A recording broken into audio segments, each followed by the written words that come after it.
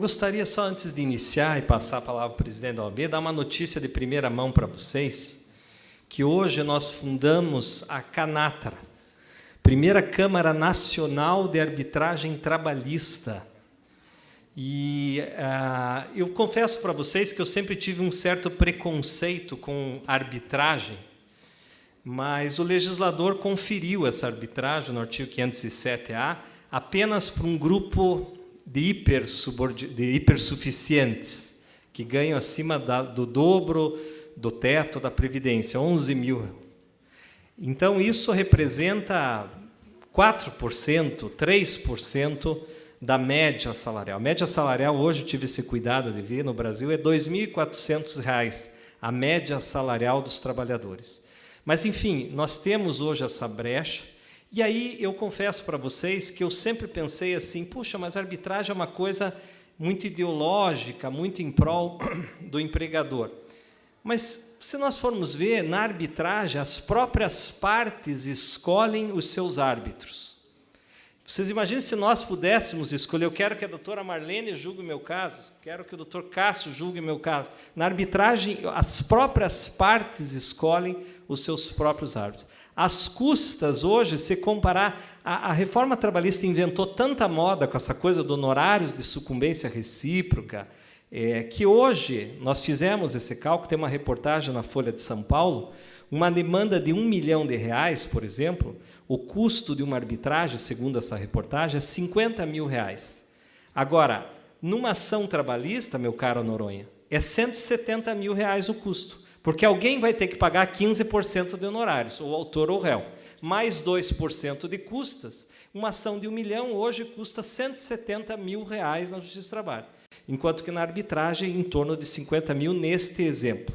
Celeridade, 8 meses aproximadamente dura uma decisão irrecorrível, há uma celeridade. Há uma confidencialidade. A arbitragem tem como regra a confidencialidade. Então, ninguém se expõe, o reclamante, às vezes, um gerente, ele não quer ficar marcado como alguém que já entrou com a ação trabalhista, ele não vai se expor, o réu, então, nunca gostou de se expor como devedor da Justiça do Trabalho. Então, me parece que, se você pegar todos esses requisitos, custos, celeridade, a possibilidade de você escolher árbitros, a expertise dos árbitros, porque o árbitro, você, conforme o tipo de demanda, se é uma demanda de acidente de trabalho, por exemplo, você pode escolher um árbitro que tenha expertise nesse assunto. Se é uma demanda que envolva cálculo atuarial, você pode convidar, por exemplo, o Paulo Baria, que é um advogado que entende de cálculo. Então, ela tem uma certa adaptação ao litígio. Então, me parece que, por essas questões, eu tirei o meu preconceito em relação à arbitragem. E alguém vai ter que ocupar esse espaço. O legislador inventou essa moda de arbitragem trabalhista, alguém vai ter que ocupar. Então, que nós ocupemos esse espaço. Eu penso que a Câmara de Arbitragem não deve estar ligada a nenhuma entidade de classe, não deve ser ligada à associação comercial, nem à OAB, nem à Federação das Indústrias, nem a Sindicato de Trabalhador. A nossa Câmara, a CANATRA, que foi inaugurada hoje, ela não é ligada a nenhuma entidade de classe, ela é imparcial e tem uma relação de árbitros que nós estamos montando ainda de todos os vieses possíveis. Então, na arbitragem, cada parte escolhe um árbitro e esses dois árbitros escolhidos escolhem um terceiro e monta-se o tribunal arbitral. Esse terceiro presidirá o tribunal arbitral com prazo aí de 8 ou 9 meses para proferir a sentença, ouvir as partes. O CPC hoje faz uma cooperação entre a justiça e o juízo arbitral. Segundo Fred Didier, hoje nós temos uma jurisdição estatal e uma jurisdição arbitral. Então, é ato de jurisdição a arbitragem. Existe hoje a figura no CPC de 2015 da carta arbitral, já que o árbitro não pode pedir para que intime uma testemunha ou qualquer ato de coerção, então existe a figura da carta arbitral, onde os juízes vão cooperar com o juízo arbitral, e é um espaço apenas para alguns empregados, para grandes demandas, para empregados que ganhem acima de R$ 11 mil, ou seja, o dobro do teto da Previdência Social. Então, por essas razões, eu aceitei esse mistério de ser o presidente da Câmara de Arbitragem. Não sou presidente, eu estou presidente por 3 anos, e nós resolvemos fazer a nível nacional, porque a arbitragem ela tem muito essa questão, por exemplo, às vezes é um litígio que está em Joinville, que quer ser resolvido aqui, ou em Belo Horizonte, que vai ser resolvido aqui. Nós vamos fazer uma inauguração. Alguns de vocês até já foram convidados e serão convidados para ser árbitro, compor esta relação de árbitro, e nós vamos fazer depois um lançamento em Dr. Sérgio. Que dia que vai ser o lançamento? O Dr. Sérgio é o vice-presidente da Canatra. Professor Dalegrave, já peço para que essa plateia salve essa data. Será no dia 20 de abril, às 18 horas. A Canatra, que seria a Câmara Nacional de Arbitragem Trabalhista, ela está situada na rua André de Barros, 226, 15º andar. O nosso site está em construção, mas o endereço vai ser www.canatra.org.br. Quando o site estiver pronto, vocês já vão poder verificar as instalações, a lista de árbitros. Alguns já foram convidados e aceitaram com alegria nosso convite. Então, salvem essa data. 20 de abril, às 18 horas, vocês receberão o convite formal. É isso, professor Dalegrave. Ok. Sem maiores delongas, vou passar a palavra ao nosso presidente da OAB, doutor Noronha, e já quero agradecer de antemão, porque nós tínhamos pensado em fazer esse evento num lugar um pouco menor, mas pela repercussão do evento, nós chegamos até o doutor Noronha, e ele gentilmente falou, olha, os advogados trabalhistas são sempre bem-vindos aqui na OAB, e de pronto aceitou de nós transferirmos esse evento aqui no auditório. Então, com a palavra, o meu amigo, nosso presidente, doutor Noronha. Excelentíssima presidente do Tribunal Regional do Trabalho da 9ª Região, desembargadora Marlene Terezinha Sugmatsu, excelentíssimo presidente do Instituto dos Advogados do Paraná, Hélio Gomes Coelho Júnior, excelentíssimo presidente do Instituto dos Advogados Trabalhistas, Associação dos Advogados Trabalhistas, meu querido amigo Sérgio Rocha Pombo, excelentíssimo presidente da Caixa de Assistência dos Advogados do Paraná, advogado Arthur Humberto Piacastelli, desembargador Cássio Colombo, excelentíssimo amigo José Afonso Dalegrave Neto, juntamente saúdo com o Hernani Cajota, que ambos são coordenadores desse livro maravilhoso sobre a reforma trabalhista, que é objeto desse evento de hoje. Faço uma saudação especial ao homenageado, o desembargador Luiz Eduardo Gunter, e também agradeço muito à presidente da Comissão de Direito do Trabalho da OAB Paraná, Cristiane Bortolotto. Eu saúdo a desembargadora do Tribunal de Justiça do Paraná também, desembargadora Vilma Régia Ramos de Rezende, todos os advogados que fazem parte das comissões da OAB do Paraná, ao presidente da Comissão de Direito Sindical, André Passos, também recebe a nossa saudação. E eu queria dizer que é muito importante para a OAB do Paraná estar recebendo este evento hoje. O tema reforma trabalhista está na pauta da OAB, está sendo debatido em todos os dias por todos nós. Há uma grande incerteza sobre a interpretação de como se dará, principalmente, o curso do processo com base nas novas regras que se estabeleceu a legislação. Nós vamos fazer um evento em abril, para 1.000 pessoas, já tem 450 inscritos, o que mostra a importância e o interesse dos advogados por estar debatendo e conhecendo todas as mudanças que a reforma trabalhista trouxe. Mas, mais do que isso, é importante que nós estejamos produzindo doutrina sobre esta importante reforma trabalhista que mudou, certamente, pontos muito importantes das relações que antigamente existiam na CLT.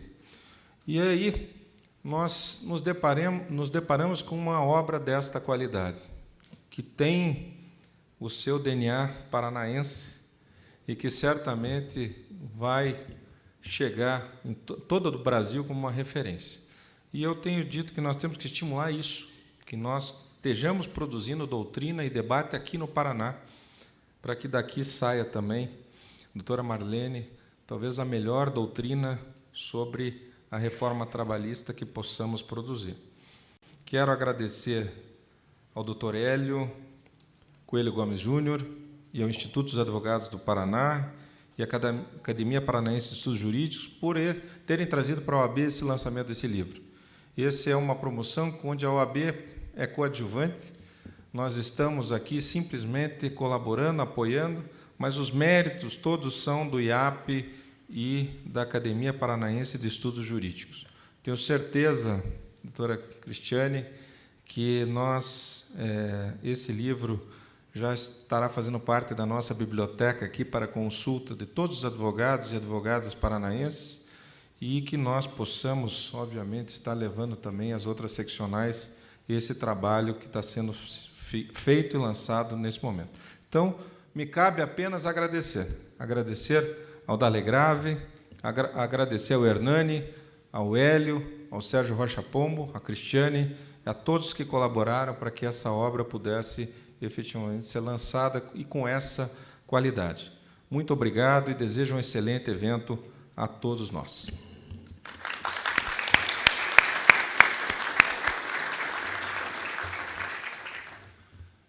É com um grande contentamento que o Instituto dos Advogados do Paraná e a Associação Paranaense de Estudos Jurídicos, apoiados pela Ordem dos Advogados do Brasil, Seção do Paraná, e pela Associação dos Advogados Trabalhistas do Paraná, realizam um evento que agora se inicia e que é prestigiado pela seleta de advogados, magistrados, professores, estudantes e pensadores do direito do trabalho aqui reunida.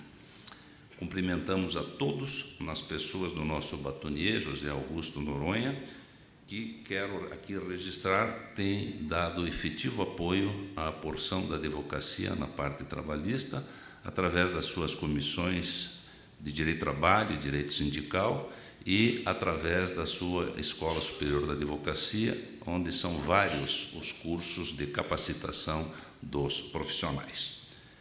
Quero também cumprimentar, na pessoa do presidente da PEG, o prezado José Afonso Dalegrave Neto, que é efetivamente o responsável mor desse evento, mas quero também aqui deixar registrado que a ele não permiti escolhesse o vinho que vamos degustar após no coquetel.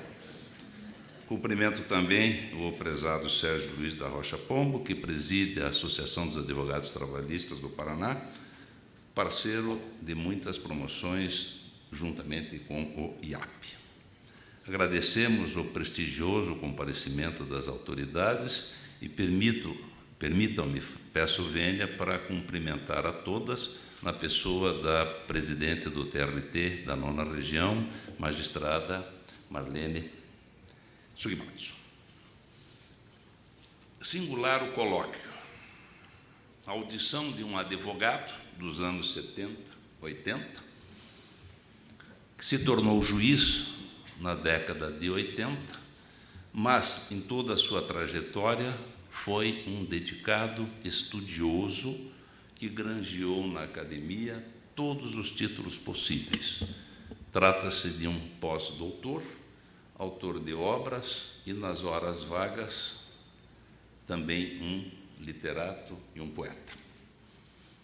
Um professor que formou gerações de bacharéis, de mestrandos, de doutorandos, e me incluo já em idade avançada, fui dele aluno. Antes fui colega de turma. Ele adotou aquilo que a goiana Cora Coralina ensinava. Feliz aquele que transfere o que sabe e aprende o que ensina. Daqui a alguns minutos, e pedindo também desculpa aos senhores pelo atraso, nós teremos a palavra do Dr. Gunther sobre o tema que nos junta, que é a reforma trabalhista. Além do singular colóquio, é uma reunião especial, diria especialíssima. Lançamento de um livro com a prestigiada grife da editora LTR, que se propôs a enfrentar a reforma trabalhista ousadamente, ponto a ponto, Notável produção científica, feita sob a rígida coordenação do colega Dalegrave Neto e do advogado e também colega Hernani Cajota, lançada pela PEG e pelo nosso centenário instituto. Muitos são os escritores e de vários lugares do nosso país. Mas, e é sobremodo importante aqui registrar, grande parte deles radicada no Paraná, muitos deles aqui presentes. Integram todos o que denominamos de Escola Paranaense do Direito do Trabalho, de extraordinária qualidade, desde os seus primórdios, quando João Regis Fassbender Teixeira e José Salvador Ferreira, entre outros, e só como exemplo, prelecionavam as lições de Direito do Trabalho. É uma escola producente, criativa e respeitada, a partir de escolas de direito qualificadas e, assim, reconhecidas e autorizadas pela Ordem dos Advogados do Brasil. Que bom momento para todos nós ouvir o professor Gunther e ter em mãos um livro novíssimo sobre o direito do trabalho. Termino a minha fala lembrando de Milor Fernandes. Em ciência, leia sempre os livros novos, e temos um livro novíssimo. Em literatura, os mais velhos. Desfrutemos, então, esse momento para nós todos que cultuamos o direito do trabalho singular. Muito obrigado.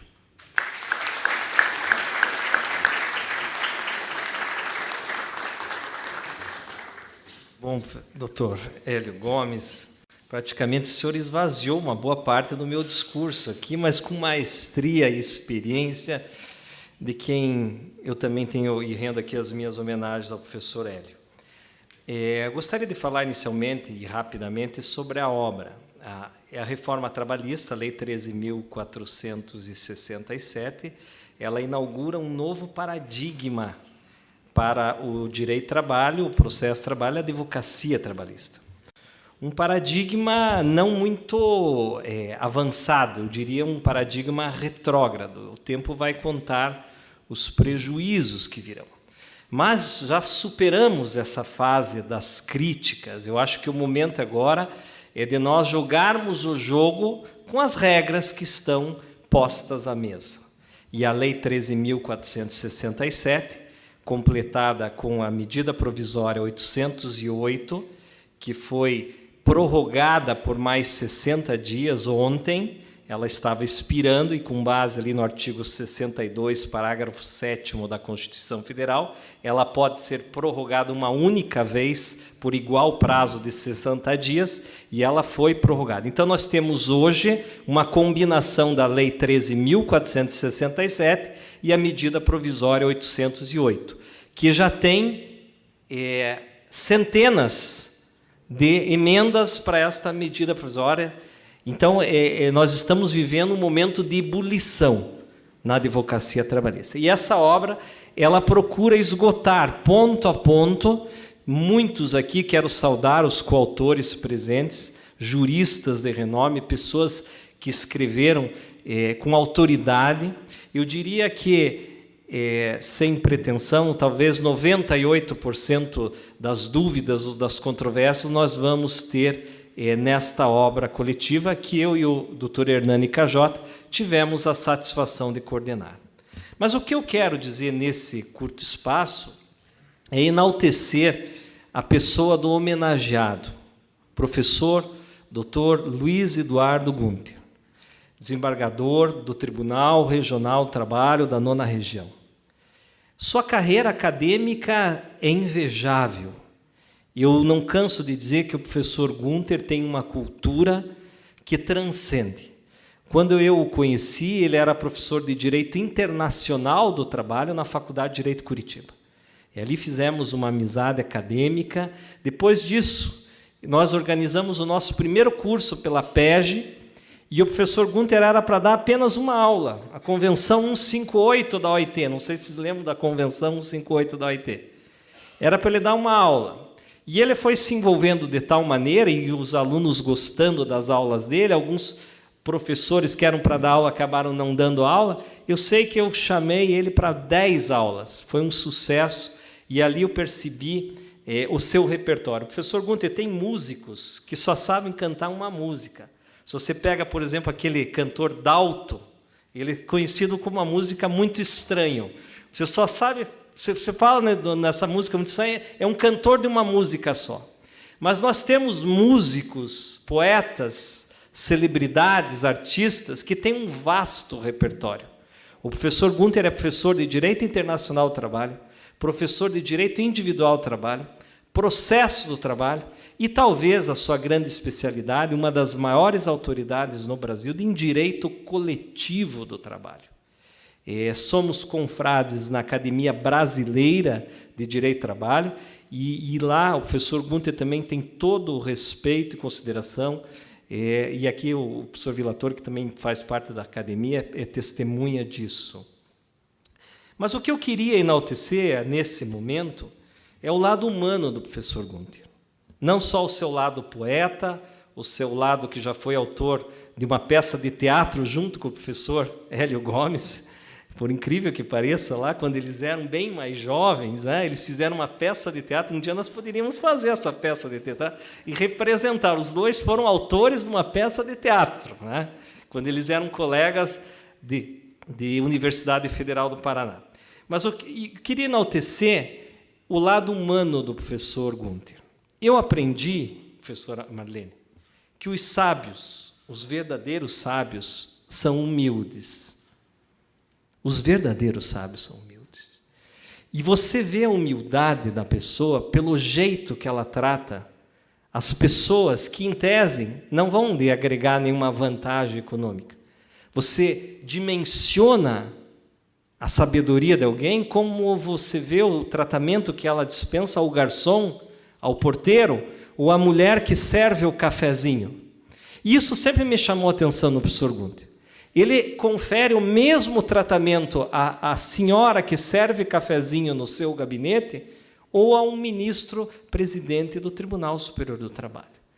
É uma pessoa extremamente acessível a nós, advogados, e aqui todos somos testemunhas disso, desde o tempo em que o senhor era presidente da segunda junta de conciliação e julgamento, e a gente começa a ver que está ficando velho, né, doutora Marlene, porque eu sou do tempo da junta, na Dr. Favre, quando o doutor Pozzolo era advogado, e nós trabalhávamos juntos, né, doutor Pozzolo? Éramos colegas de sala, de escritório, e lá estava o doutor Gunter na segunda junta, e fazia um sucesso danado pela sua simpatia, pela condução das audiências e pelo brilhantismo das suas sentenças. Um homem equilibrado, um homem gentil, um homem que eu tenho uma admiração enorme. E por estas razões, professor Gunter, é que nós não poderíamos deixar de conferirmos uma homenagem, um tributo. Esse livro é um tributo ao jurista e ao homem Luiz Eduardo Gunter. É com muita satisfação que nós estamos aqui rendendo essa homenagem ao senhor. Muito obrigado.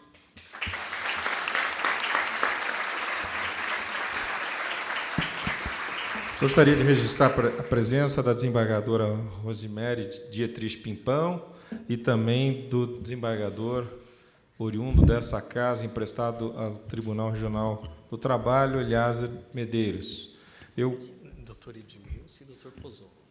Então, já com embargos de declaração deferidos, doutor Edmilson e doutor Paulo Pozzolo.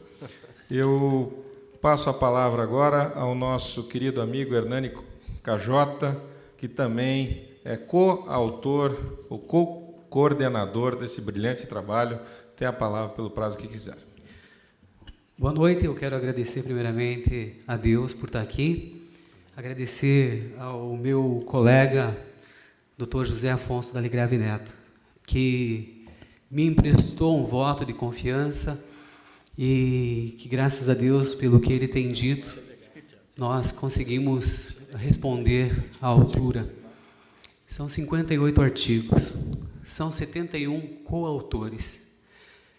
Eu não tinha participado de uma experiência dessa, mas posso dizer para os senhores que é muito extenuante, porém muito gratificante.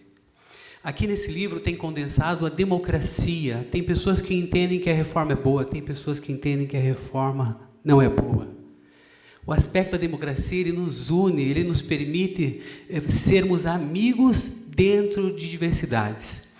E como, sabendo dessa veia poética, tanto do Dr. Hélio quanto do Dr. Gunther, eu que também sou artista, inclusive com o registro na DRT, gostaria de fazer um poema que reflete a amizade.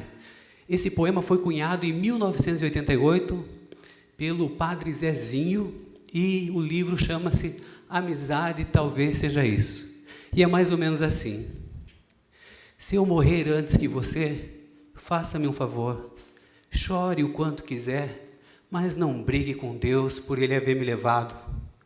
Se não quiser chorar, não chore. Se não conseguir chorar, não se preocupe. Se tiver vontade de rir, ria. Se alguns amigos comentarem algum fato a meu respeito, ouça e acrescente a sua versão. Se me elogiarem demais, corrija o exagero. Se me criticarem demais, defenda-me. Se me quiserem fazer um santo só porque morri, mostre que eu tinha um pouco de santo sim, mas que estava longe de ser o santo que me pintam.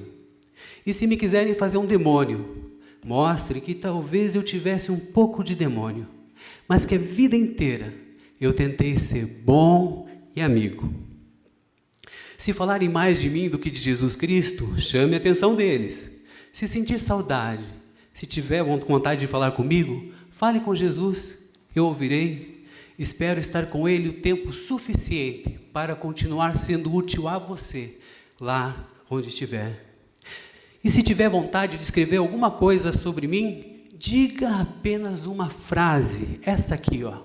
Foi meu amigo, acreditou em mim e me quis mais perto de Deus. Aí sim, então, derrame uma lágrima. Eu não estarei presente para enxugá-la, mas não faz mal. Outras pessoas farão isso no meu lugar. E vendo-me bem substituído, irei cuidar das minhas novas tarefas no céu. Mas de vez em quando, tem uma espiadinha em direção a Deus. Eu não vou poder estar lá, mas eu ficaria muito feliz vendo você olhar para Ele. E quando chegar a sua vez de ir para o Pai, aí sem nenhum véu a separar a gente, iremos viver em Deus a amizade que aqui nos preparou para Ele. Você acredita nisso? Não? Não tem problema. Acredita? Sim? Então ore para que nós dois vivamos como quem sabe que vai morrer um dia e que morramos como quem soube viver direito. A amizade só faz sentido se traz o céu para mais perto da gente e se inicia aqui mesmo o seu começo. Eu não vou estranhar o céu. Sabe por quê? Porque ser seu amigo,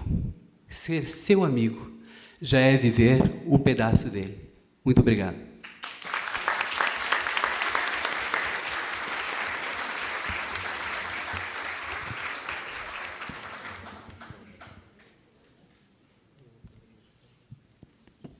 Antes de passar a palavra ao homenageado, acabei de receber um WhatsApp dizendo que só tem uma mulher na mesa e que eu deveria efetivamente corrigir isso. E como eu peço licença a todos, como eu tenho um compromisso inadiável, que chama-se guarda compartilhada, eu vou ter que me ausentar. Eu vou pedir para que a doutora Cristiane Bortolotto me substitua aqui na mesa, certamente deixando a mesa muito mais bonita. Peço licença ao doutor Gunther. A nossa palestra estará sendo gravada e depois será disponibilizada a todos os advogados, inclusive a esse neófito em Direito do Trabalho, para que possamos todos compartilhar todos os seus conhecimentos, inclusive com os estudantes que assim o desejarem. Muito obrigado a todos e peço licença para me retirar. Obrigado.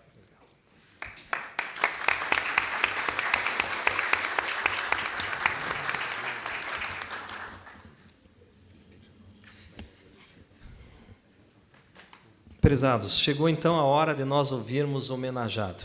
É com satisfação que nós passamos a palavra agora ao professor, doutor, pós-doutor, Luiz Eduardo Gunter para suas considerações.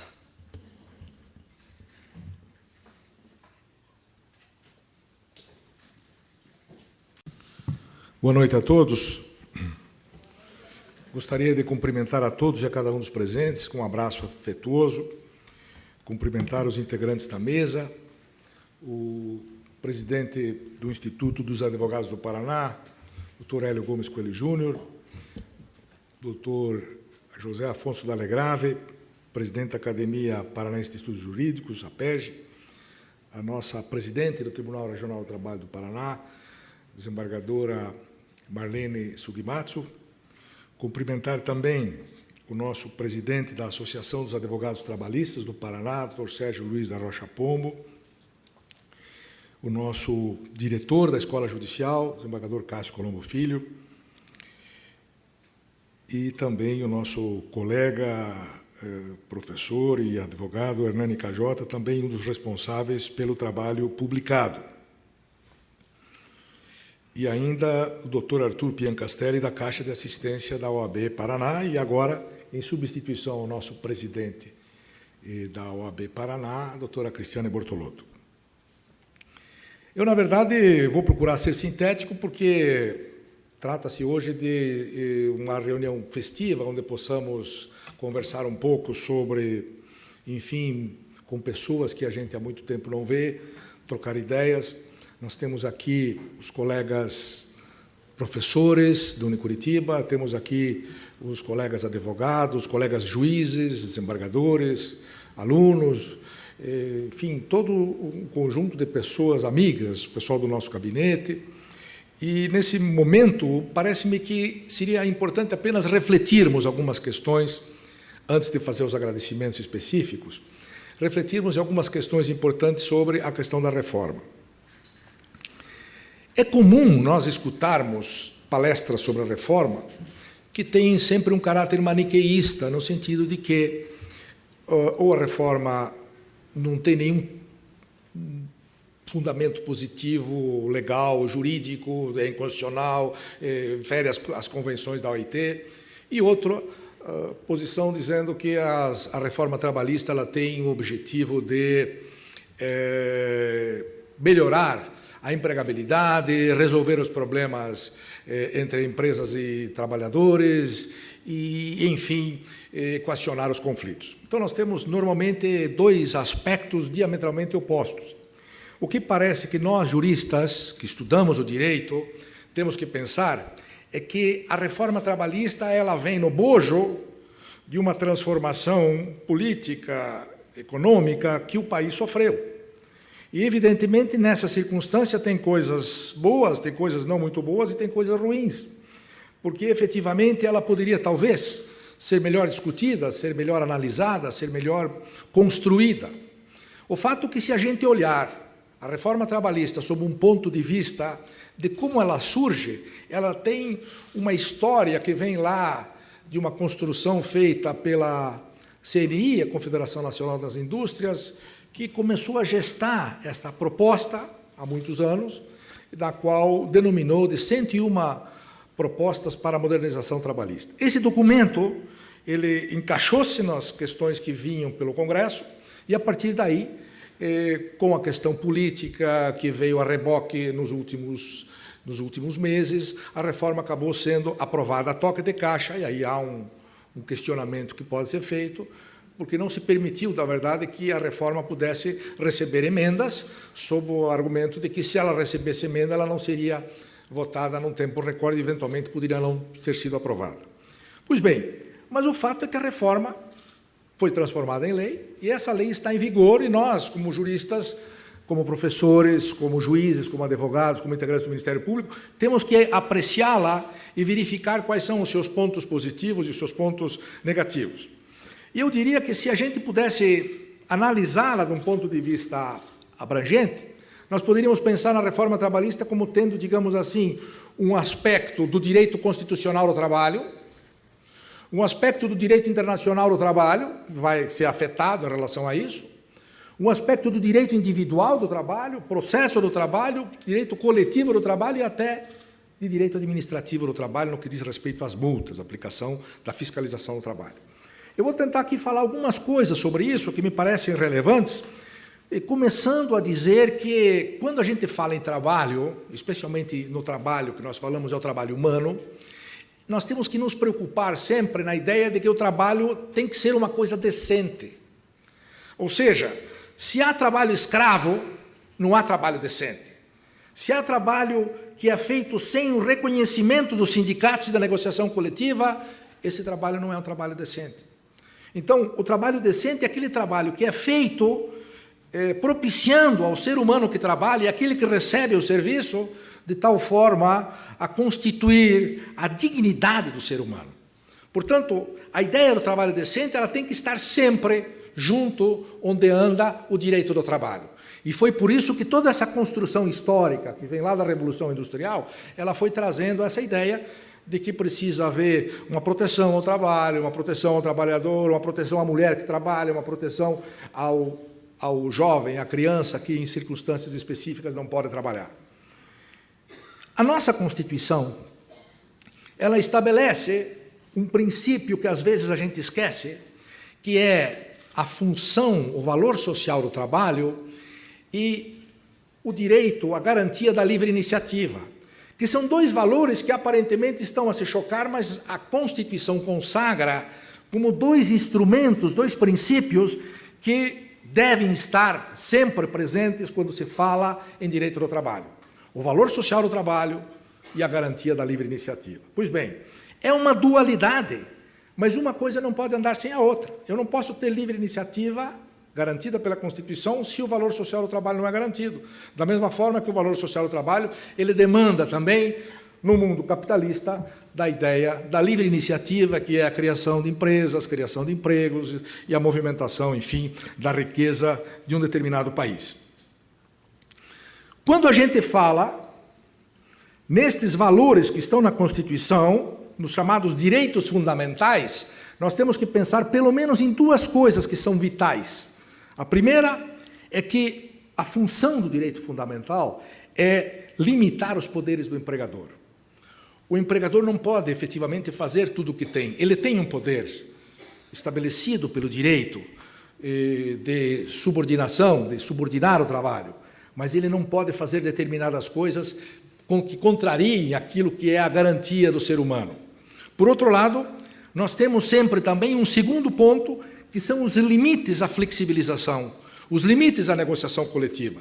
Esses dois movimentos, estabelecidos pela garantia dos direitos fundamentais, é que deveriam e devem ser observados sempre que se olha uma reforma, especificamente a nossa reforma trabalhista, que aconteceu com a Lei 13.467. Pois bem, o primeiro ponto a gente pensar é que o direito constitucional do trabalho ele está hoje em primeiro lugar a partir da Constituição de 88. Todo o nosso direito do trabalho ele se irradia da Constituição, do artigo 7º, do artigo 8º, do artigo 9º, do artigo 10º. São artigos que estabeleceram um padrão de civilidade mínimo que os constituintes de 1988 entenderam que deveríamos seguir a partir de então. E o que acontece com a reforma trabalhista quando ela entra em vigor em 11 de novembro de 2017, do ano passado? Começam a se questionar se os aspectos da reforma trabalhista eventualmente não podem estar violando dispositivos constitucionais.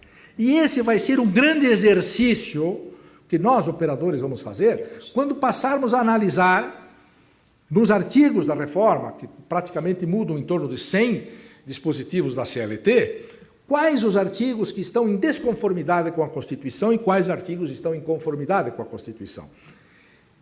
É uma coisa importante a gente lembrar. A Ordem dos Advogados do Brasil, em julho de 2017, quando ainda tramitava a reforma trabalhista, apresentou, por seu Conselho Nacional, por seu Conselho Federal, uma impugnação à reforma, dizendo que 18 aspectos da reforma eram inconstitucionais. Então, não foi uma coisa que os juízes fizeram, que, digamos, os sindicatos fizeram, as centrais sindicais fizeram. Não, foi a Ordem dos Advogados que apresentou algumas ideias sobre inconstitucionalidades de diversos dispositivos da reforma trabalhista, quando ainda nem tinha sido aprovado, no sentido de que não deveriam ser aprovados porque feriam o texto da Constituição. Como a reforma acabou sendo aprovada, tal como ela veio dos primeiros momentos da Câmara no Senado, sem qualquer alteração, evidentemente que esses questionamentos feitos pela OAB não foram examinados, mas serão examinados agora em casos concretos e em discussões em cada juiz do trabalho, pelos tribunais do trabalho, e oportunamente, naturalmente, essas questões chegarão ao Supremo Tribunal Federal. Pois bem, não bastasse isso, que nós temos a Lei da Reforma Trabalhista, 13.467, temos aspectos na Lei da Reforma Trabalhista tratando da terceirização, e temos também uma lei específica da terceirização que veio antes da Reforma Trabalhista. Portanto, nós temos hoje essas 3 leis que estão em andamento, que estão em vigor, e não bastasse isso, nós temos uma medida provisória 808, que foi dito aqui pelo professor Dalegrave, que ela foi renovada por mais 60 dias e tem que ser examinada pelo Congresso Nacional, onde estão, segundo o professor Hélio, já 1000 propostas e alterações dessa medida provisória. Portanto, nós, operadores do direito, teremos muita dificuldade de dizer às pessoas que nos perguntam o que é certo e o que é errado. E aí nós temos a capacidade de argumentação, a capacidade de entendimento, que nós temos que pensar e refletir muito antes de darmos uma resposta definitiva. Até porque essas questões constitucionais, elas estão aí para dizer que aspectos da reforma são inconstitucionais, eventualmente. Aspectos da medida provisória, que eventualmente se convertem em lei, podem ser inconstitucionais. E quando que nós vamos ter essa certeza? Isso vai demorar um tempo. Nós temos que ter paciência para conviver com essa incerteza e o operador jurídico até convive com isso. A dificuldade é explicar isso para os empresários e para os trabalhadores, é explicar isso para os sindicalistas, viverem nessa incerteza enquanto o direito não passa a ser previsível e dê algum tipo de segurança jurídica a nós, cidadãos brasileiros. Pois bem, enquanto a gente vai discutindo essas questões da Constituição, tem um segundo ponto que é novo, que é o chamado controle da convencionalidade. Nós, juízes mais antigos, advogados mais antigos, nunca ouvíamos falar, lá na 70, década de 80, de 90, que a OIT podia ter alguma relevância no direito do trabalho. E hoje, nós não só temos essa relevância da Organização Internacional do Trabalho, como as convenções da OIT passaram a ter valor de supralegalidade. Elas valem mais do que a lei, porque elas traduzem direitos humanos. Isso quer dizer que nós temos a Constituição, temos as emendas constitucionais e logo em seguida temos as convenções da OIT. E necessariamente essas questões, elas já estão sendo agitadas. A ANAMATRA, no evento que fez o ano passado, a Associação Nacional dos Magistrados Trabalhistas, elencou uma série de questões nos seus enunciados, disponíveis no site da ANAMATRA, que a reforma trabalhista ela está colidindo com convenções da OIT.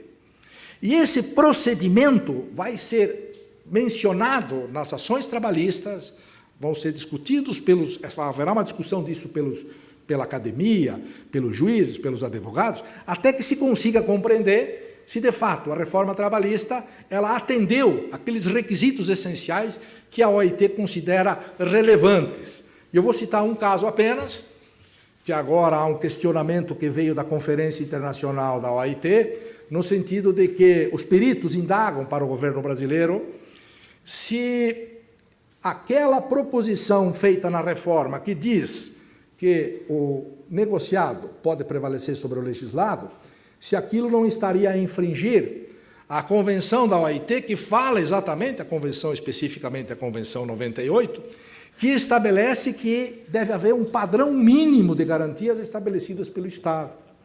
Portanto, um questionamento que haverá é que o Estado brasileiro ele é obrigado a dar uma resposta para a OIT do ponto de vista de explicar o que aconteceu com a reforma trabalhista.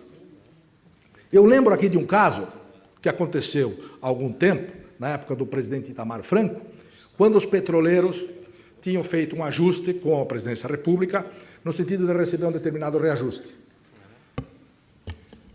O presidente do Brasil, a Petrobras, não cumpriram o acordo e os petroleiros entraram em greve. Isso causou uma comoção muito grande no Brasil, porque faltou gás de cozinha, faltou gasolina, faltou óleo. E a Justiça do Trabalho penalizou esses trabalhadores, esses sindicatos, com multas elevadíssimas, aplicadas pelo TST, confirmadas pelo Supremo Tribunal Federal. Os trabalhadores, os sindicatos, foram à Organização Internacional para se queixar dessa circunstância, e a Organização Internacional do Trabalho sugeriu, depois de investigar, ouvir o governo brasileiro, ouvir a Petrobras, sugeriu ao governo brasileiro que encontrasse uma forma de eliminar aquelas multas, porque estava havendo aí um ato antissindical praticado pelo próprio Poder Judiciário. Vejam que a OIT é um organismo que envolve 187 países e que ela é constituída por trabalhadores, empregadores e 2 representantes do governo, de cada país. Então, ela não tem nenhum tipo de problema de dizer, o Judiciário errou, o Supremo Tribunal Federal errou. E, nesse caso, especificamente, o que aconteceu? O presidente Fernando Henrique encaminhou um projeto de lei para o Congresso Nacional, porque tinha transitado em julgado a aplicação de multa, e se fez uma lei dizendo que a reivindicação dos trabalhadores era legítima, se aplicou uma lei anistiando aquelas multas aplicadas contra os trabalhadores. Portanto, nós vamos conviver não só com a Constituição, não só com as emendas constitucionais, mas também com as convenções da OIT, que vão nos dar, em algum momento, um rumo para a nossa explicação da reforma trabalhista. No terceiro momento, nós passamos, então, à questão do direito individual. Este direito individual é que foi, digamos assim, o acertado em pleno voo. É um direito individual que vinha sendo progressivamente ampliado nas negociações coletivas, pela legislação. A CLT vinha sendo, desde 43, modificada, ampliada, melhorada, modificada para se adequar à tecnologia, às questões modernas, e, de repente, a reforma trabalhista vem e cria alguns mecanismos que nós não estávamos preparados, nós não discutimos sobre isso, como, por exemplo, o chamado trabalho intermitente. É um trabalho que cria uma dúvida, um paradoxo, porque é um trabalho que não tem salário e não tem tempo. Ou seja, eu posso chamar quando eu quiser alguém para trabalhar e só quando ele vier trabalhar eu vou ter que pagar. Isso, na verdade, para nós, desembargador Cássio, é, na verdade, uma afronta, porque como é que alguém pode ser contratado para ficar disponível permanentemente e só vai receber a partir do momento que ele efetivamente trabalha? Então, o trabalho intermitente é um nó que está se dando no direito do trabalho e que vamos ter que ver se esse trabalho intermitente pode ser melhorado pelas negociações coletivas, ele pode ser enquadrado em alguma circunstância, de tal modo que o trabalhador não seja efetivamente transformado numa espécie de máquina que você usa quando você quiser e você paga também apenas quando utilizar.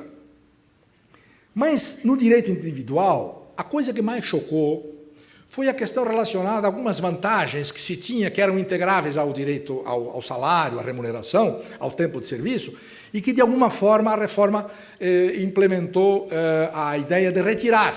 Então, por exemplo, horas em itinere. A ideia das horas em itinere é que as horas em itinere formavam um arcabouço de uma garantia do trabalhador, de tal forma que a empresa tinha que arcar com essa ideia de que quem tem que se deslocar até o serviço, onde não há transporte regular, esse tempo de deslocamento ele tem que ser pago como hora de trabalho. Agora, na reforma, isso cai. Como cai também a ideia de que quem é empregado, gratificado por uma função específica durante mais de 10 anos, ele perde esse direito, porque, pela reforma, isso, digamos, é uma espécie de benesse dada para o trabalhador e não, como se pensava, uma conquista que o trabalhador fez pelo longo tempo de trabalho prestado ao determinado empregador. Há também uma outra questão, duas questões que eu vou citar apenas do direito individual, que são o dano extrapatrimonial e a questão do chamado hipersuficiente. A ideia de que um trabalhador, porque ganha um valor um pouco maior, no caso R$10.000, este trabalhador ele não precisa da proteção do direito do trabalho. Ele pode fazer negociação direta com a empresa, ele não precisa do sindicato. e ele pode perfeitamente fazer uma negociação individual com o empregador sem demandar ninguém. Fica, digamos, a ideia de que nós partimos do pressuposto de que alguém que ganha 10 mil reais, de fato, é uma pessoa que não precisa de ninguém, que é uma pessoa autossuficiente ou, como se diz, hipersuficiente. Este trabalhador, evidentemente que ele pode ser diferenciado, mas retirar dele esse direito, será que isso é compatível com o direito constitucional? Será que isso é compatível com as convenções da OIT? Essa é uma pergunta que nós vamos ter que responder com o tempo. E o dano extrapatrimonial? Ninguém nega a necessidade de que os direitos de personalidade que vieram com a Constituição de 88, que foram ratificados pelo Código Civil de 2002, tivessem que ter uma regulamentação, uma ordenação. Ninguém nega isso. O problema é que se estabeleceu algumas particularidades que são discutíveis, como, por exemplo, os limites, a graduação dos valores a serem pagos. O Supremo Tribunal Federal já tem uma decisão lá na lei de imprensa dizendo que não é possível você estabelecer valores a priori em relação ao dano moral. Isso infringe a questão constitucional. Houve uma mudança, é bem verdade, né? Do valor do salário do ofendido se passou agora ao valor máximo da Previdência Social, mas ainda assim continua-se tendo um parâmetro. Lá no dano extrapatrimonial tem um detalhe que não foi resolvido especificamente pela medida provisória 808, que diz lá que só o ofendido pode postular a reparação do dano extrapatrimonial.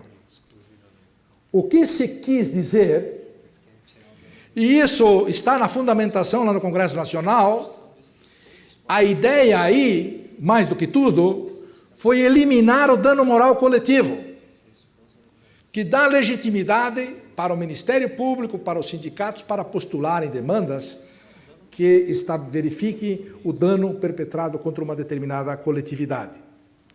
Esse é um outro assunto que vai gerar uma polêmica muito intensa, essa discussão sobre o problema do dano moral coletivo, e evidentemente que nós todos estaremos envolvidos nessa discussão e teremos que encontrar no direito uma solução para este problema.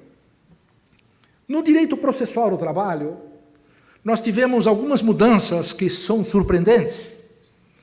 O direito do trabalho construiu uma história de que o preposto tem que ser empregado. Mas isso não foi construído porque a desembargadora Marlene quer, ou queria, ou porque a desembargadora Rosemarie queria, ou quis, ou o desembargador Pozzolo, ou o desembargador Edmilson. Isso foi construído para evitar, rigorosamente, o exercício ilegal da profissão. Porque o que nós, juízes, quando começamos a profissão, sentimos? Que o preposto, ele ia fazer audiência e ele era um contador, que era, ao mesmo tempo, representante da empresa, e o advogado, porque ele cumulava as duas figuras, inclusive praticando o exercício ilegal da profissão. Nós, juízes, tivemos uma grande dificuldade de lutar contra isso, porque os grandes empresários achavam mais prático ter um preposto não empregado, porque daí não precisava contratar advogado, pelo menos para fazer as audiências, e nós passamos a entender, então, o seguinte, que o preposto tem que ser empregado. Não só por causa disso, mas porque a palavra dele, representando a empresa, pode gerar confissão. Ele tem que saber os fatos da causa. E agora vem a decisão da reforma e diz que o preposto não precisa ser empregado. É uma questão polêmica, que nós vamos ter que enfrentar e, possivelmente, por algum tempo, até que se encontre uma solução outra, aceitar que esse preposto possa não ser empregado. Mas há mais. E talvez as duas questões que estão nos tirando o sono são as questões da petição líquida, que tem os valores determinados, e a questão dos honorários de sucumbência em relação aos trabalhadores. O nosso tribunal, no encontro que fez ano passado, em setembro, pela sua escola judicial, tomou uma decisão no sentido de dizer que os juízes, embora não por unanimidade, mas por maioria, entenderam que as ações ajuizadas antes da reforma, elas não precisavam ter os pedidos líquidos, porque os juízes do Paraná, e não sei se os outros juízes do Brasil também, imaginam que a gente não pode saber, quando está fazendo uma petição, qual é a lei que virá daqui 6 ou 7 meses. Nós não temos o dom da ubiquidade nem da onipotência. E o advogado, evidentemente, também não tem. Então, o fato é que as ações ajuizadas até 10 de novembro, em princípio, elas poderiam não ser líquidas. De tal forma que o juiz não poderia determinar que a petição fosse emendada e nem julgar extinta sem apreciação do mérito. Isto tem gerado ações no Brasil inteiro, porque não há unanimidade de pensamento. Uma outra questão é a questão dos honorários. Como é que eu posso condenar alguém em honorários por um processo que ele entrou quando isso não era assim? Então, parece que essa lógica ela não fecha.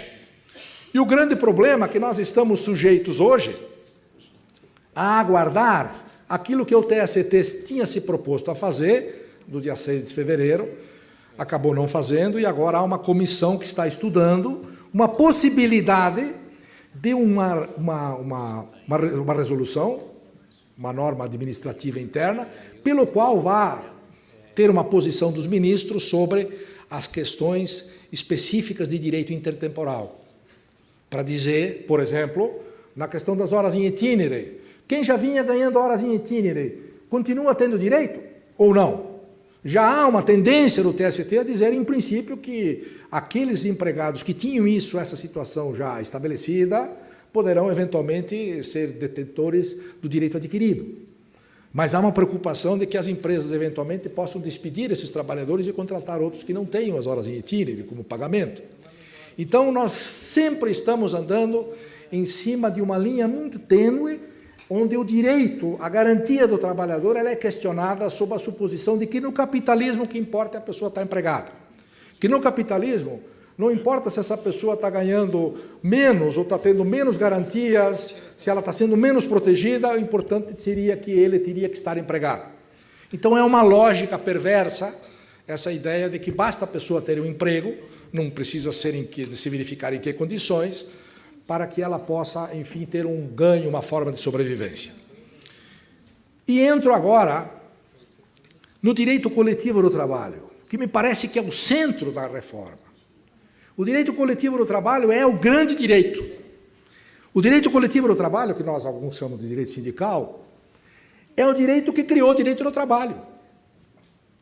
O direito coletivo do trabalho, ele retirou as ideias do direito civil e disse, não, o trabalhador ele merece um outro tipo de direito, porque ele não é igual ao empresário, porque ele precisa fazer as paralisações para poder forçar o entendimento, para forçar que os empregadores percebam as dificuldades de sobrevivência no emprego, para que exista um ente, um interlocutor chamado sindicato, que possa fazer uma intermediação, que possa fazer uma interlocução.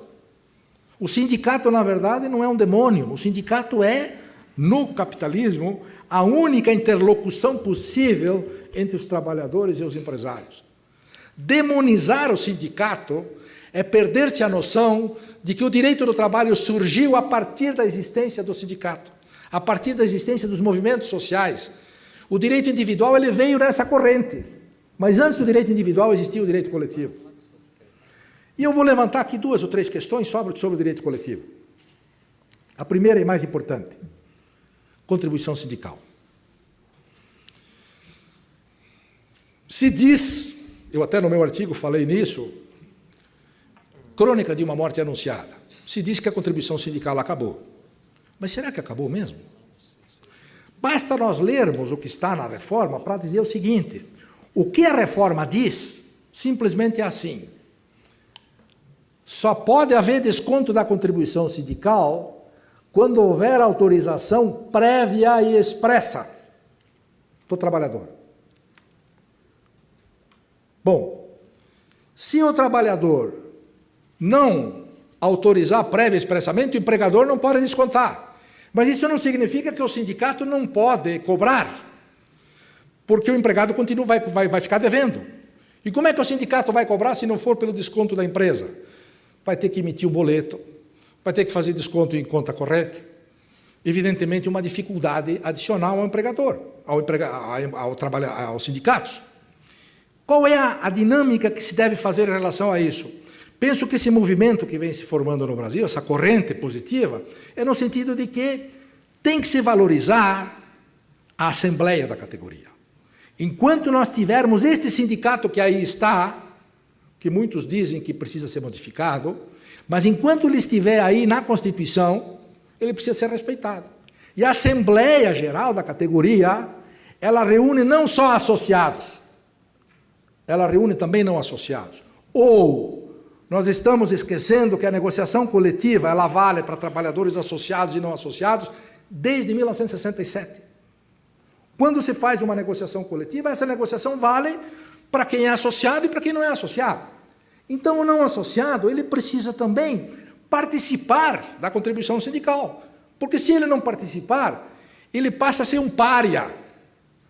E há uma corrente, recentemente defendida pelo desembargador Georgenor, nosso colega da academia, de que existe aí aquilo que nós, em direito, chamamos de cláusula rebus sic stantibus. Houve uma modificação no estado de fato.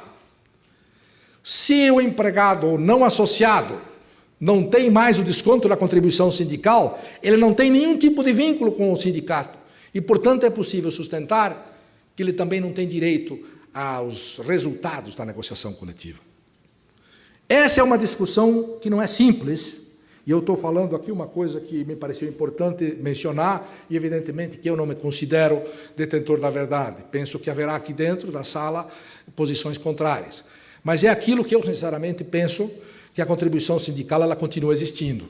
O que mudou apenas é esse mecanismo de autorização para o desconto. E, ainda na contribuição sindical, pode-se pensar num aspecto que me parece que é fundamental.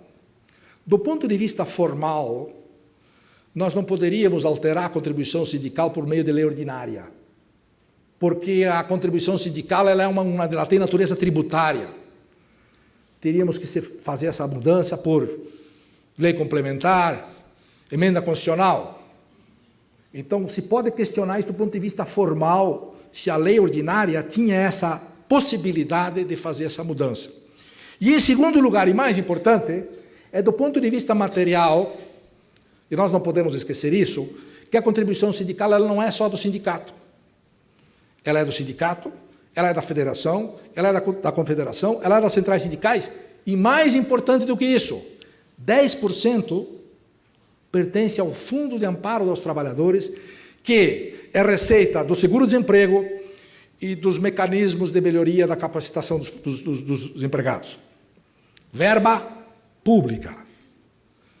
E o que foi feito em 2016, quando se estabeleceu os limites fiscais, o teto do gasto público, se estabeleceu na Constituição que não pode haver retirada de receita sem que isso seja estabelecido no orçamento. Se retirou a receita de 10%, aparentemente, da contribuição sindical dos empregados, na contribuição sindical patronal são 20%, e esse valor, se não for recolhido, ele simplesmente desaparece. Nós podemos retirar um tributo pura e simplesmente e não colocar nada no lugar? Essa é uma grande questão. Então, como que o seguro-desemprego vai fazer as suas receitas se essa receita vinha da contribuição sindical? Esse tema, eu acho que é o tema mais explosivo que nós temos, porque se exige, a partir de agora, que os sindicatos tenham aquele papel preponderante de que o que eles negociam pode ir superar o que está na lei. E como é que eu posso exigir mais e retirar uma fonte de receita fundamental dos sindicatos de trabalhadores, que era a contribuição sindical?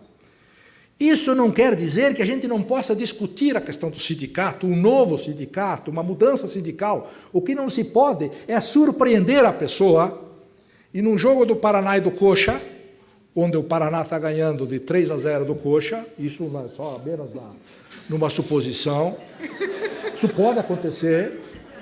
De repente o juiz diz, olha, segundo tempo, 45 minutos. Não, 45 minutos, eu como juiz sou paranista, então eu vou dizer que é só 30 minutos e encerra o jogo antes dos 45 minutos. Ele muda as regras do jogo enquanto o jogo está em andamento. Então, a questão da contribuição sindical precisaria ter uma série de aspectos a serem pensados, modificados ao longo do tempo. Aliás, o presidente Collor tinha feito isso, uma proposta de que a contribuição sindical ela ia sendo extinta ao longo do tempo, dando condições aos sindicatos lutarem por uma questão fundamental, que é a receita decorrente das negociações coletivas, que de forma estranha, a justiça normalmente é contra a taxa negocial, a contribuição assistencial, para minha surpresa, porque é a taxa por excelência do sindicato, porque é onde que ele dá o resultado para o trabalhador, para o associado e para o não associado. Mas há ainda duas ou três questões que são assim gritantes na questão do direito coletivo, que vão aparecer no dia a dia. Eliminar a homologação das rescisões contratuais. Era uma das coisas que funcionava no Brasil, porque o trabalhador ia no sindicato e pelo menos garantia-se que aquele valor que estava sendo pago era realmente recebido pelo trabalhador. Se ele pediu demissão, se ele foi despedido. Então, era um momento importante de contato do trabalhador com o sindicato. Isso desapareceu como obrigatoriedade e agora, talvez, vire uma fonte de receita do sindicato que vai negociar isso com a empresa, estabelecer como uma forma de atividade do sindicato e, eventualmente, cobrar uma taxa sobre isso. Mas o fato é que gerou uma surpresa, porque também não foi discutido uma alternativa para isso. E uma segunda ou terceira questão é a criação da representação dos trabalhadores na empresa, que não é ruim. O grande problema é que ela ficou desvinculada do sindicato. Ela ficou um órgão, digamos assim, que pode sofrer um certo controle empresarial. Tira um pouco a independência dos trabalhadores se eles não tiverem uma força em relação aos sindicatos. Essa representação dos trabalhadores é uma coisa curiosa. Lá nos países europeus funciona bem, mas lá existem outros parâmetros que aqui nós não temos, como, por exemplo, lá não se pode mandar alguém para a rua no dia seguinte sem nenhum tipo de explicação.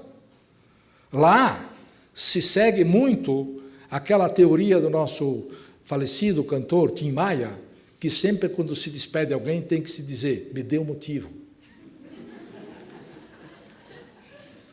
E aqui, infelizmente, com o Fundo de Garantia por Tempo de Serviço, isso não existe. Nós temos a denúncia vazia do contrato de trabalho e, curiosamente, não temos a denúncia vazia na locação. Na locação eu preciso explicar por que eu estou querendo o imóvel de volta. No contrato de emprego não há necessidade de fazer essa explicação. Portanto, na área do direito coletivo do trabalho, nós temos uma série de questões que vão ser objeto de polêmica, de discussão, e isso vai demorar um pouco para assentar. Essa questão da representação dos trabalhadores ela é tão relevante que lá na medida provisória se disse que o sindicato não poderia fazer, quer dizer, os representantes dos trabalhadores, essa comissão não poderia fazer negociação coletiva, coisa que nós já achávamos que não podia mesmo, mas agora a medida provisória ela é expressa no sentido de dizer que essa comissão não tem esta legitimidade que a Constituição outorgou especificamente aos sindicatos. No que diz respeito ao direito administrativo do trabalho, está havendo uma dúvida já da questão da multa. Né? Se os fiscais podem ou não aplicar multas na sua inspeção por questões de descumprimento do direito antigo e se podem já aplicar a lei nova ou não. Recentemente, o Ministério do Trabalho editou uma resolução do Serviço de Inspeção do Trabalho, dizendo que, evidentemente, que as multas que são aplicadas, elas levam em conta a lei vigente à época da verificação da infração. Então, aquela infração que foi cometida antes da lei, as regras são da lei antiga. As novas infrações praticadas pela lei nova é que, evidentemente, considerarão os aspectos, os artigos específicos de exigências trazidas pela legislação do trabalho. Esse é mais um aspecto que os advogados, normalmente de empresas, vão ter que enfrentar imediatamente já, porque haverá continuidade nessas fiscalizações pelo Ministério do Trabalho. Nos resta falar de um aspecto que para nós é muito importante. Afinal de contas, os juízes, como diria o Mauro Capelletti, os juízes são mesmo irresponsáveis? Ou nós podemos acreditar que os juízes têm a capacidade de compreender uma reforma que não é uma reforma ideal, mas que tem alguns aspectos que podem ser considerados positivos, e dentro de um equilíbrio instável, andando numa corda bamba, poder dar alguma solução equilibrada em relação a este mundo que se apresenta agora, funesto, complexo, difícil, eu penso que a gente pode acreditar nos juízes. Eu penso que a gente pode acreditar na justiça do trabalho porque ela tem uma história de pessoas comprometidas com o direito, com a justiça e com o equilíbrio social. Nós não temos kamikazes na justiça do trabalho. Poderá um ou outro juiz dar uma decisão estranha, mas existem os tribunais que podem corrigir isto. Existe o TST, existe o Supremo. O que nos parece é que nós precisamos compreender que o papel do juiz não é um papel de autômato. O juiz não é a boca que pura e simplesmente pronuncia o que está na lei. O juiz ele vem sendo constituído como um ser que interpreta. E costuma-se dar um exemplo muito interessante das artes autográficas e das artes alográficas. Nas artes autográficas, eu tenho uma determinada criação artística que a própria arte criada, ela já propicia a interpretação. Eu não necessito de um intérprete para dizer o que é aquilo. Vamos pensar, por exemplo, numa pintura. A Mona Lisa, um quadro de Van Gogh. Eu olho aquilo e eu não preciso de alguém que me diga o que quer dizer aquilo. Eu mesmo consigo interpretar. Mas existe um outro tipo de arte, que é a arte alográfica. Essa arte alográfica é aquela arte que demanda um intérprete, que sem um intérprete eu não posso saber o que ela quer dizer. Pensemos em dois exemplos, a música e o teatro. Shakespeare. Shakespeare é um autor de 500 anos. As peças dele são as mesmas. Muda um pouco a tradução, para o português, para o espanhol, para o chinês, para o mandarim, mas a peça continua a mesma. O problema é que a peça ela não existe, de Shakespeare, sem ela ser interpretada. E o intérprete varia. Existe uma interpretação de Shakespeare em Curitiba, diferente de uma interpretação de Shakespeare nos Estados Unidos, na China, no Japão. O intérprete aí é aquele que mostra efetivamente o que é a peça. Mas cada interpretação ela tem as suas diferenças, as suas peculiaridades. Pensemos na música. Mozart, Beethoven, partitura. 90% de nós aqui não consegue interpretar uma partitura. Precisa alguém para ler a partitura. E vai interpretar aquilo e vai tocar. A partir daquilo que está escrito, vai tocar. É um intérprete. Todas as interpretações de Mozart são iguais? Ainda que leiam a mesma partitura?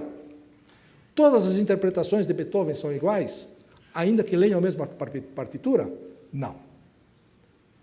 O direito, ele é exatamente igual às artes alográficas. Ele demanda um intérprete.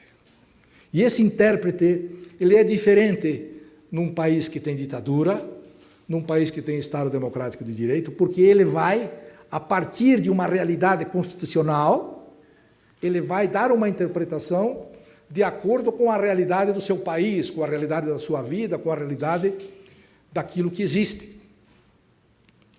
E aí, muitas vezes se faz uma confusão dizendo o seguinte, não, mas então o juiz não é imparcial? O juiz é imparcial.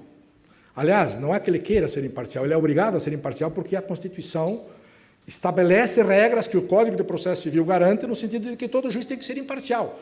O que o juiz não é neutro. Porque o juiz tem um time de futebol que ele torce, ele assiste uma peça de teatro, ele vê a violência, ele acompanha as coisas que acontecem pelo jornal. O juiz não é alguém que está numa torre de marfim e não sabe o que está acontecendo. O juiz ele vive esta realidade quente, difícil, e a partir daí ele tem que dar uma interpretação. Evidentemente que o juiz não pode eliminar a Constituição, eliminar a lei e fazer o direito que ele acha que deveria ser, aquele chamado direito encontrado na rua. o juiz diz aquilo que ele quer. Não, o juiz tem que seguir, tem que fundamentar. E a dificuldade que nós temos é encontrar uma súmula, encontrarmos uma orientação que consiga representar um sentido médio da justiça. Lá no nosso tribunal, a desembargadora Marlene é uma das especialistas nessa área da tentativa de uniformização. A dificuldade que nós temos em 31 juízes, desembargadores, de conseguir uniformizar. Então, a ideia é uniformizar, mas há uma dificuldade, porque o direito ele vai sendo modificado a cada momento. Então, a nossa preocupação é como fazer para que o direito tenha algum tipo de previsibilidade, tenha algum tipo de segurança jurídica, e aí eu vou dizer, passo a falar na minha parte final da exposição. Eu sempre tive uma admiração muito grande pelos advogados. E até nunca imaginei ser um advogado. O Hélio, que foi meu colega, a Rosemarie, que foi minha colega de faculdade, o Glombe, a Rosalie, todos eles sabem que eu, na verdade, gostava de ser professor de história. Nunca imaginei ser advogado. Mas estava fazendo a faculdade. Terminei a faculdade e fui ser advogado lá na cidade de onde eu nasci, em Santa Catarina. Tem o bonito nome de Concórdia. E por 10 anos fui advogado. E quando eu cheguei lá, comecei a fazer crime civil, etc., né? Se tivesse direito aeronáutico, teria feito, militar. Dizia o professor Dotti lá na faculdade, vocês nunca coloquem na placa do advogado que vocês também tocam violino, né? Criam cachorro e tal, para vender. Evitem essa parte, pelo menos. E eu me lembro que eu ia desistir da profissão e um diretor de secretaria da Junta de Concórdia disse para mim, mas por que você não advoga na Justiça do Trabalho? Eu falei, mas esse negócio é muito complicado, isso é coisa de comunista. Falou, não se preocupe com isso, você vem aqui, você vai ver e tal, os sindicatos precisam de um advogado. 97% das ações eram feitas a termo, eram os funcionários da Justiça que faziam. Aí eu comecei a fazer aquilo, e em um ano eu era o cara para fazer a reclamatória trabalhista, porque ninguém queria fazer aquilo, né? Ter paciência para conversar com o empregado e tal. E aí tive um professor, eu nem sei se ele sabe disso, mas um professor que sempre me explicava nas minhas dificuldades, que foi o professor Hélio. Sempre que eu tinha dificuldade, ele ligava, Hélio, você que é o cara que estuda Direito do Trabalho, me diga como é que é isso. Ele falou, não, você tem que ter um livro de Direito do Trabalho. Né? Tem uma coisa chamada CLT, que é uma coisa que normalmente resolve uma porção de problemas. Né?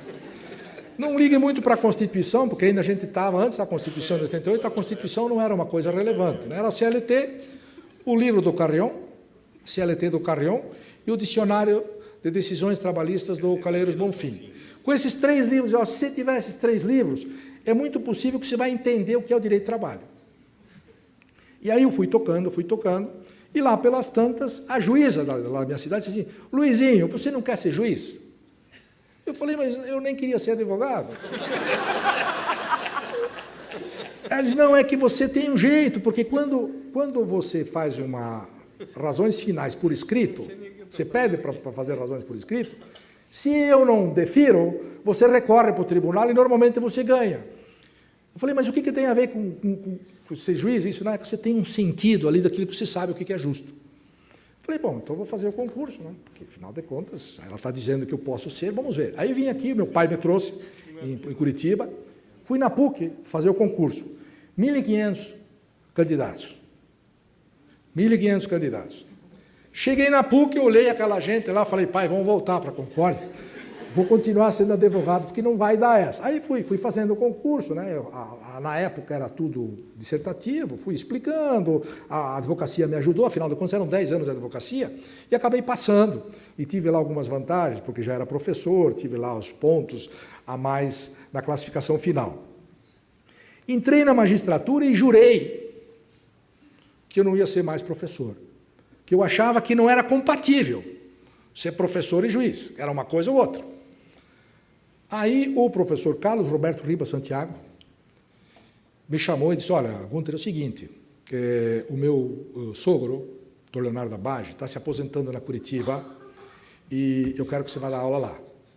E falei, mas aula do quê? Processo do trabalho. Falei, mas, pô, mas isso é o Manuel que dá aula disso aí, eu não sei dar processo do trabalho. Não, você estuda um pouquinho, né? É aquela história do Hélio, é só estudar um pouquinho. Aí, comecei lá em julho de 87. Julho de 87. E, se eu não me engano, aqui tem uma aluna minha que eu estou olhando aqui, que é a professora Nádia, que é a turma do Gebran, a turma do Carlyle. Esse homem que julgou Lula agora aí foi nosso aluno lá na Curitiba. Né? O Carlyle também, que hoje tem fazendo sustentação lá, oral lá no tribunal. O Arquimedes, que é nosso colega lá do tribunal. Né? Então, eu comecei em 87, graças à professora Nádia, me escolheram como paraninfo. E aí eu não conseguia mais sair de lá. Quer dizer, eu estou lá na Curitiba, assim, digamos, como parte dos móveis e utensílios da instituição, e eles não sabem como fazer para dizer, fica mais um ano e tal. E a minha mulher, quando eu chego em casa, ela sempre diz assim, a grande Noeli, ela sempre diz assim, Luiz Eduardo, onde é que está o meu fundo de garantia? Ela acha que o fundo de garantia pode resolver o nosso problema. Eu disse, vamos esperar mais um pouco, porque o fundo ele é uma coisa que vai aumentando, né? Todo mês ele aumenta um pouco. Fiquei lá no magistério, e até hoje tenho grandes amigos, né? E não consigo, pura e simplesmente, me desvincular da atividade do magistério, que era, na verdade, a minha atividade primeira, lá no começo, onde eu deveria, em princípio, eu queria ficar.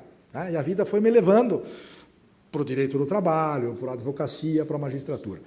Tenho grandes amigos na advocacia, tenho grandes amigos na magistratura, e voltando à questão da advocacia. Dizem que o juiz é um advogado emprestado pela OAB para ficar durante um certo tempo exercendo as funções de juiz. Porque a gente, antes de ser juiz, foi advogado.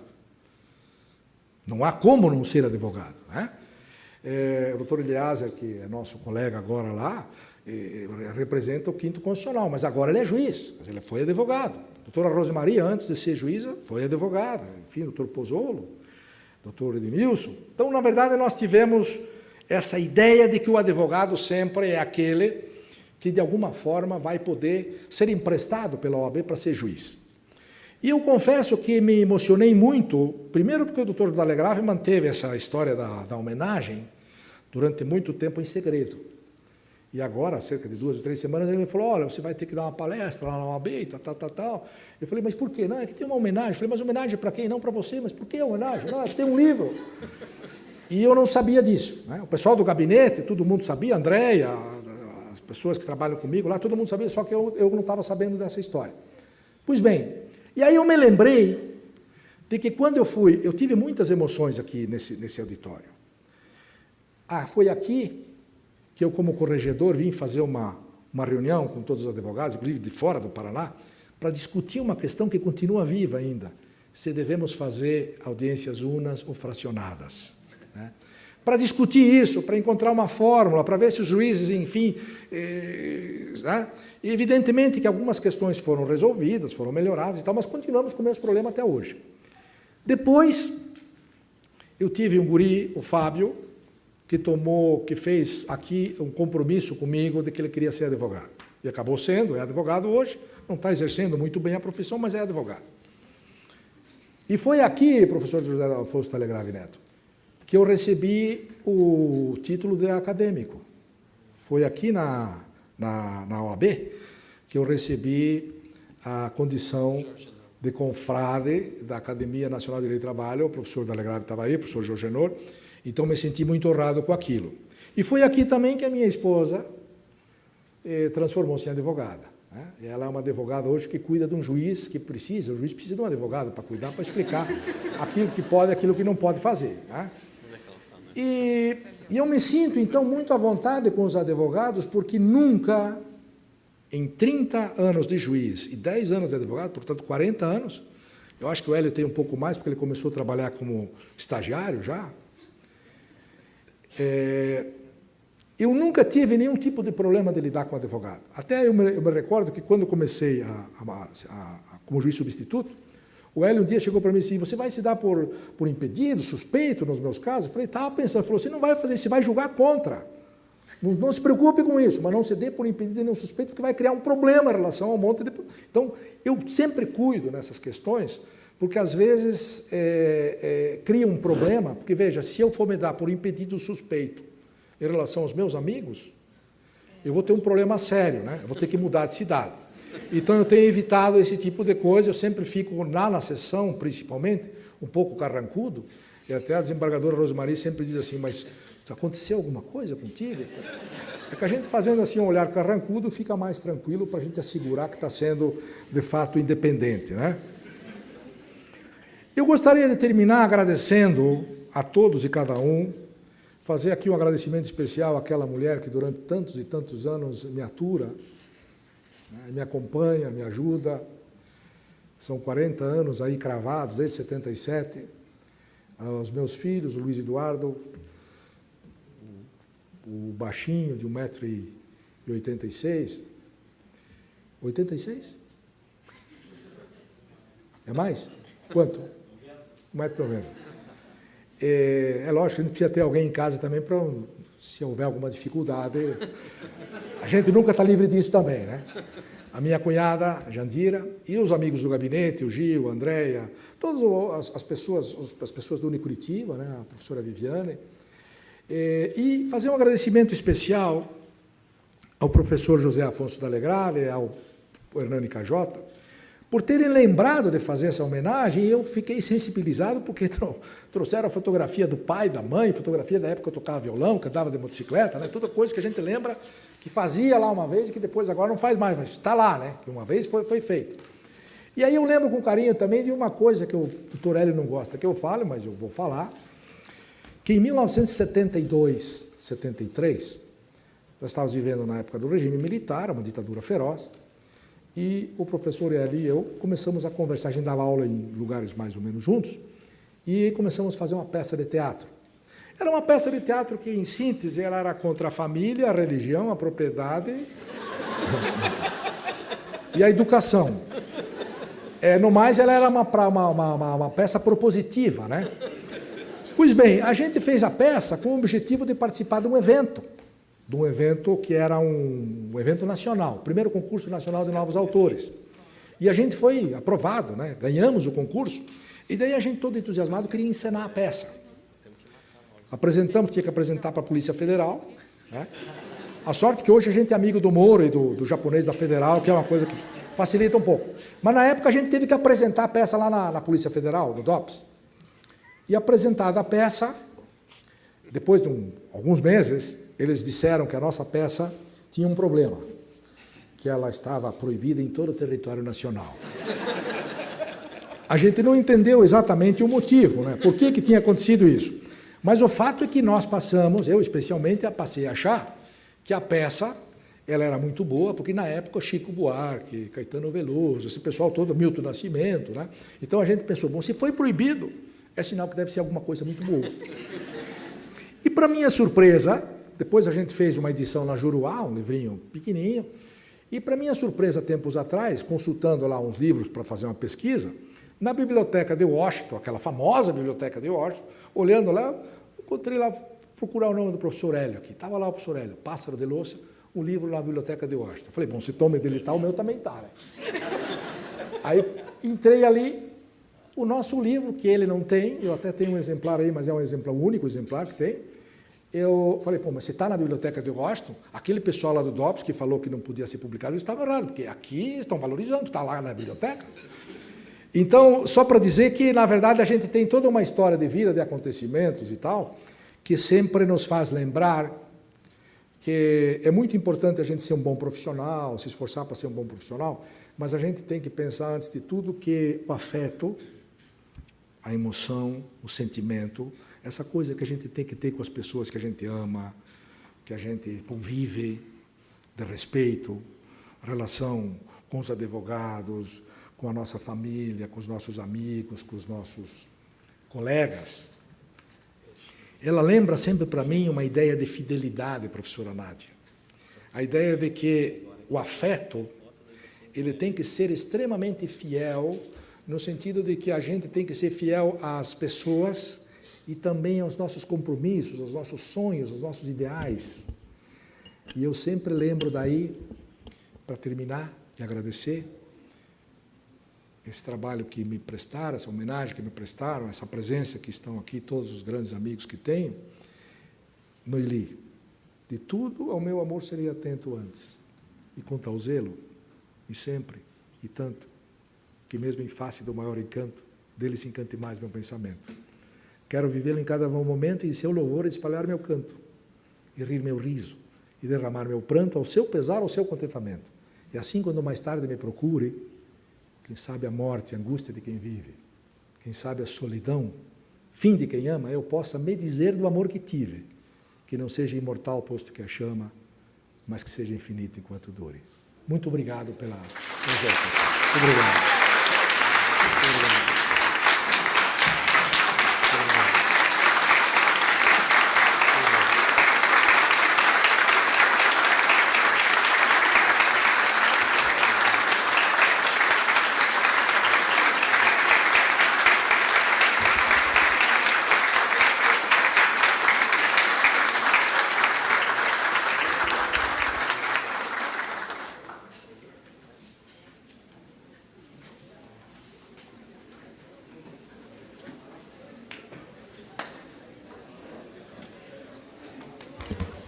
Meus queridos, antes de eu passar a palavra para o professor Hélio fazer o encerramento, eu aviso todos os coautores presentes que logo depois que nós encerrarmos aqui, ele já vai encerrar, eu chamo todos aqui para uma foto oficial dos coautores do livro. Professor Hélio, o senhor pode encerrar.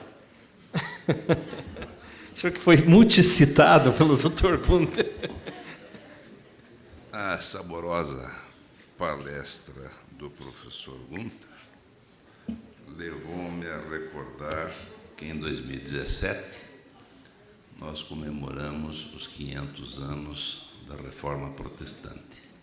Martinho Lutero. Ele apresentou 95 teses contra os dogmas da Igreja Católica Romana. Naquele tempo, houve uma cisânia e as duas conviveram. Em 2017, nós fizemos uma reforma trabalhista. E ela, sim, vai causar, e tem causado, algum tipo de espanto. Mal comparando, penso que nós vamos entrar num novo tempo. E todos aqueles advogados e advogadas que ouviram a oração do professor Gunther sairão daqui convencidos, caro Raul Assad, de que a advocacia trabalhista continua vivíssima. Isso é um ótimo sinal. Porque na vida, dizia Suassuna, nós podemos ser tolos, que são os otimistas, podemos ser chatos, que são os pessimistas, mas sairemos todos daqui, professor Gunther, naquela outra versão, realistas esperançosos. A reforma trabalhista é uma lei federal, já tem contra ela uma medida provisória que, na data de ontem, foi prorrogada por mais 60 dias e já está no Supremo Tribunal Federal uma resma de ADINs, exatamente 18, 13 delas bulindo a questão do imposto sindical, o trabalho intermitente. A advocacia se nutre, os magistrados são os intérpretes da lei e nós, advogados, também fazemos assim. Com uma pequena diferença, nós pensamos de acordo com os interesses daqueles que nos contratam. Essa é a grande diferença entre nós, advogados, e os senhores magistrados. Mas todos nós temos o firme propósito de bem compreender a reforma e, com ela, colaborar naqueles pontos que sejam passíveis de efetiva colaboração e discordar naquilo em que os nossos interesses profissionais, e cada um tem o seu lado, entenda que deva também questionar. Eu até proporia, porque o professor Gunther foi aluno do João Regis Fassbender Teixeira, que tinha essa facilidade que o Gunther tem. Ele fala, e ele veio aqui falar da reforma trabalhista, e ele nos deu uma lição de vida. E eu até ia sugerir que trouxessem para nós o espumante gelado e os salgadinhos e ficaríamos aqui o tempo necessário. Mas, enfim, agradecer muito a todos os senhores que aqui estiveram, tenho absoluta certeza que nossos espíritos e o nosso intelecto saem daqui fortalecidos. Fizemos aqui um bom exercício do pensamento e agora vamos nos dedicar à atividade não tão nobre, mas também agradável, e vamos degustar juntos aí o nosso vinho e os nossos acerpipes. É isso, né, doutor? É isso mesmo. Muito obrigado e até uma próxima.